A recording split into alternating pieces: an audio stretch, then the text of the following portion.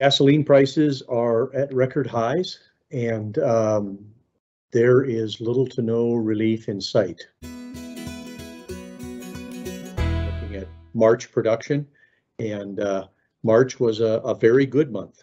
We saw an almost 3% increase in crude oil production, 2% above revenue forecast. We saw 4.5 plus a little bit percent increase in natural gas production. So we're back on a trend of increasing gas oil ratios.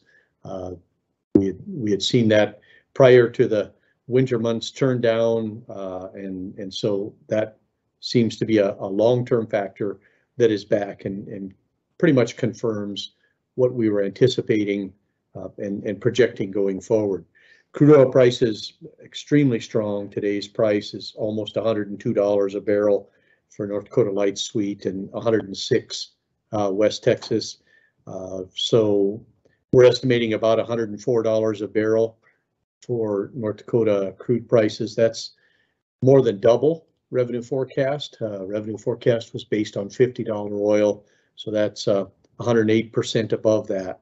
So very strong crude oil prices, good production, and April is going to be a much more exciting report, as I can promise.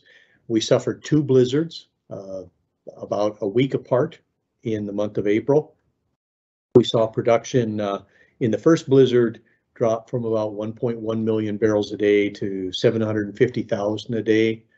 We recovered not quite back to 1 million barrels a day, and then the second blizzard came, and it really was heavily impactful on electrical power and infrastructure in the Bakken oil fields. I think on a single day basis, the low point was around 300,000 barrels a day. It took a week, or I guess within a little bit less than a week, we recovered to 700,000, and it's taken another week. We think we're back at about 1 million barrels a day. Some of the big problems were that every single natural gas processing plant in the Bakken infrastructure was down for various periods of time, anywhere from 9 hours to some of them well over a week.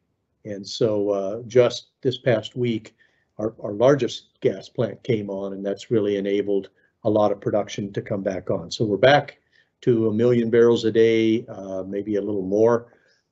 You know, all of the large operators reported enormous production losses, and of course that has led to the deployment of every workover rig available being out there trying to get wells back on production. So we're recovering, but April should be pretty exciting as we provide a few more details with regards to that.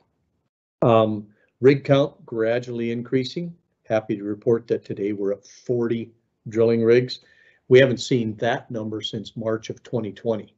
So 2 years and 2 months, basically, since we've seen 40 drilling rigs continuously operating in the Bakken and Three Forks oil patch.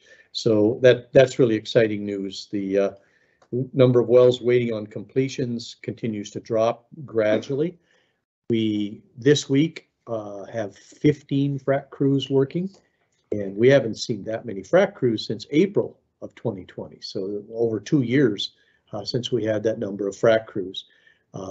Seems like workforce issues are the #1 barrier to adding drilling crews and frac crews, rigs, and frac fleets to the oil patch. It's taking around 2 months to train and deploy a drilling rig and crew, and pretty similar time frames for frac crews. So it's just very, very slowly coming back. But good news both on the frac crew and the drilling rig count. April completions was down from revenue forecast, about almost 20% down. Not a big surprise there with 2 blizzards. So half of April was, blizzards and no ability to deploy frac crews at all, so no completions. Pretty similar results for Fort Berthold Reservation. When you look at a nationwide look, you can see that crude oil inventories continue to be well below the 5-year average. The report that we're getting, particularly from the drilling contractors, is that almost everyone moved their drilling rigs south to Texas and New Mexico. They picked up much more rapidly than we did following the pandemic, and so the iron itself moved south. One company in particular has a dozen rigs available in North Dakota, but it's taking them 2 months to hire and train a crew. In some cases, it takes 3 attempts before people actually show up and get through the training and manage to get deployed. So it's a workforce issue, very much so, and we're trying to address it through the career and technical education aspect, but that's going to take significant time to work that out. So on the frac crew side, there have not been any new frac fleets constructed since before the pandemic. So the iron that's out there is starting to show some wear and tear, some age, and at some point we're going to have to see capital deployed to bring that iron back on.